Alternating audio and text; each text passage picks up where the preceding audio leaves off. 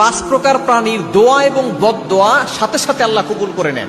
এই পাঁচ প্রকার প্রাণীকে কখনো আপনি কষ্ট দিবেন না, আঘাত করতে যাবেন না, তাহলে কিন্তু আপনিও আপনার পরিবার শেষ হয়ে যাবেন, আপনি কিন্তু ধ্বংস হয়ে যাবেন, আপনার লাইফে কখনো আপনি উন্নতি করতে পারবেন না।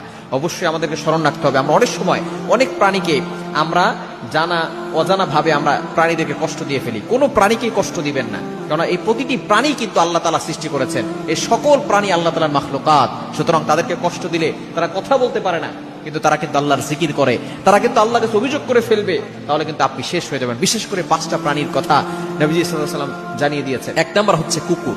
কুকুরকে কষ্ট দেওয়া যাবে না। এই কুকুর যদিও এমন একটা প্রাণী যে কিনা নিকৃষ্ট প্রাণী, এটাকে ঘরে রাখা যাবে না। আপনি পাহারা দেওয়ার জন্য হয়তো রাখতে পারেন, বেডরুমে ঢুকাবেন না, ফেরেশতারা তার জন্য আসে না, কিন্তু এই কুকুরকে আপনি কষ্ট দিতে পারবেন না। এই কুকুরকে এক নারী, প্রস্টিটিউট নারী, খারাপ নারী ছিল, যে তার দেহকে বিক্রি করে খেত, এই নারী কুকুরকে পানি খাওয়ার কারণে সে জান্নাতে চলে গেছে।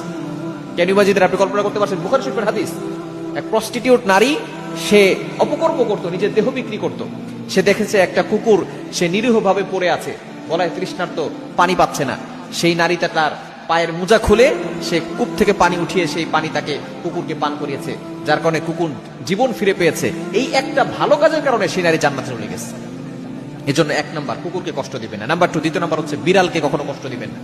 আমরা ঘরে বিড়াল আসছে, অনেক সময় বিড়ালকে তাড়িয়ে দেই।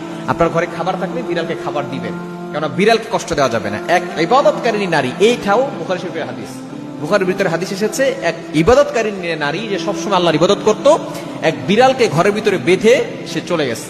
এরপরে ওই বিড়ালটা তার বিড়ালের জন্য খাবারও রাখে নাই, আবার বিড়ালটাকে ছেড়েও দেয় নাই যে যাতে করে সে অন্য জায়গায় খাবার খাবে। শেষ পর্যন্ত বিড়ালটা ক্ষুধার তাড়নায় মারা গেছে।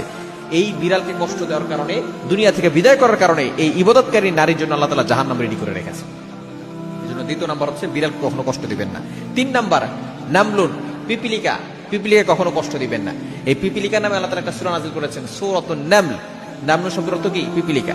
এই পিপিলিকা আপনার ঘরে যদি আসে, এটাও বরকতের লক্ষণ। সুতরাং পিপিলিকা কখনো, পিপিলিকা মেরে ফেলবেন। আপনার ঘরে আসলে তারা খাবারের জন্য এসেছে, খাবার খেয়ে আবার চলে যাবে। সুতরাং পিপিলিকাকে আপনি কষ্ট দিবেন না। যদি বেশি আপনার উপরে নির্যাতন করে সেটা ভিন্ন বিষয়, তবে পিপিলিকাকে আঘাত করবেন না, তাহলে কিন্তু আপনি শেষ হয়ে যাবেন। এবং 4 নাম্বার হচ্ছে কবুতর, আর 5 নাম্বার হচ্ছে চড়ুই পাখি।